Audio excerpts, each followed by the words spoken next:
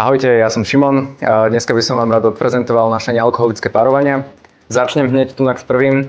Je to TB ferment, ktorý patrí ku nášmu prvému chodu, čo je cuketová rolka v spojení s hubami.